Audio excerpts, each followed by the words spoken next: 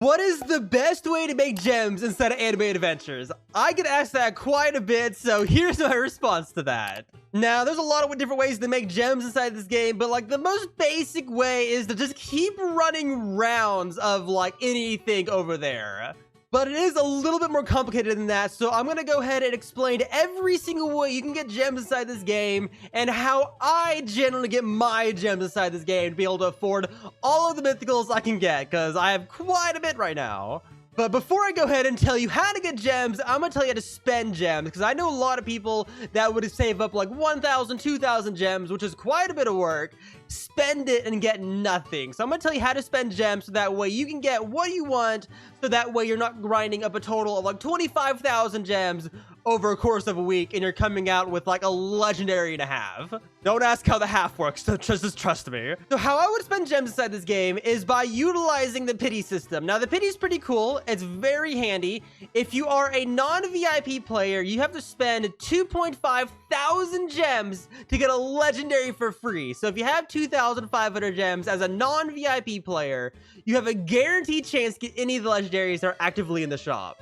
And something else that's not really known is that there's a mythical pity. If you save up 20,000 gems as a non-VIP player, you have a guaranteed chance to get a mythical. So I would recommend saving up enough gems to hit the pity before you spend for it. Now, you don't have to do that. You can get lucky and roll one like a couple spins. But if you're honestly having trouble getting just even one decent unit, you need like one legendary, one mythical, just save up from how I tell you how to get gems. That is literally the best way to get the units you want to get.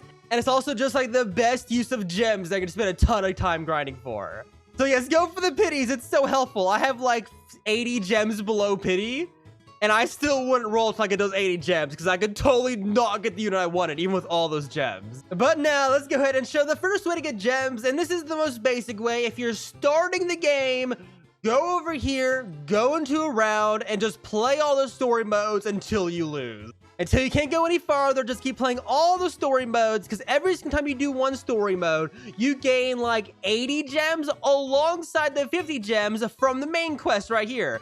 So you get 130 gems, roughly. I'm pretty sure this is a number. Every single story mode you do. So if you do all of the World 1 story modes, you can come out with like 700, 800 gems. So that's pretty good. If you go back in and do the ones you've already done too, you get like 20 gems. So you don't get that many for redoing them. But it's still a decent number if you can't like do the infinites or something. But yeah, just go through, do all the missions you can, through all the worlds until you hit the last stage, or you hit a point where you just can't go anymore without better units. At that point, like, try to level up the units you have already. It's a good way to do it.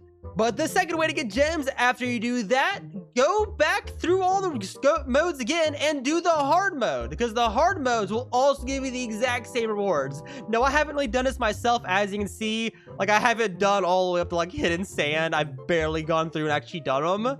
But if you're like struggling for gems and you don't want to do infinite modes, or you can't do infinite modes, go in and try to do them all in a hard mode, because they're not that difficult, especially if you're like down to these later worlds. The early worlds hard modes are like really easy. So just go back and try to do them, you know, until you can't do them anymore. Now, that can only be done once, so that isn't really a good way to grind gems. But if you haven't done it and you want to do it, just go ahead and do it, because it doesn't take that long. It just takes as long as a normal act. And it's also just a fun challenge to see if you can do it. But the next way to get gems inside this game, and this is also pretty simple, is do the quests. Just do all of them. Every single one you can do, just go ahead and do it. Because if you see right here, if I complete the other 2 quests, I get quite a bit of gems. If I do all these, I get 200 gems. That's actually quite a bit. That is a lot of money, considering it all adds up over time. Now, most of these are pretty easy. Like, the multiplayer one isn't that bad. Just find some like random people to join. Even if you have to carry low levels, if you're high up in the game, just join them. They don't take that long, and you get quite a bit of gems if you just go ahead and do it. Same with the challenges too. Just go ahead and do the challenges that you can do. Like right now, I have like star fruits on Hollow World and has tank enemies, which isn't that bad. I should be able to do that pretty easily. Now, there are other quests you can do, like the event quests, which reset every single update. These are limited time. You have like 12 days at most to do them, like 2 weeks. And most of these are pretty simple. Like, go ahead and do a bunch of the infinites to fight the special bosses, run your way through all of the brand new modes as you defeat the final boss, and just kill enemies in general. So you can get quite a bit of gems from that. I think the ones from this time around gave like 2,000, 3,000 gems in total.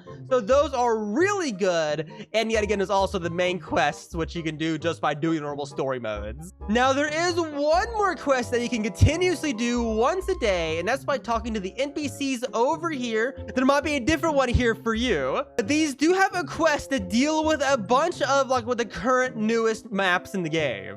It's like the current one, which I can't claim right now, is kill 2,500 of the ants to get 500 gems. That's quite a bit if you do them every single day. That can stack up, and you can get yourself quite a bit of gems just by doing that once a day. You can either do it by running Axe or running Infinites. That doesn't take that long. So overall, doing that special quest and doing all your quests in here, you can get about like 1,000 gems a day just from doing those two alone, not even counting the rewards you get for actually running around to do them.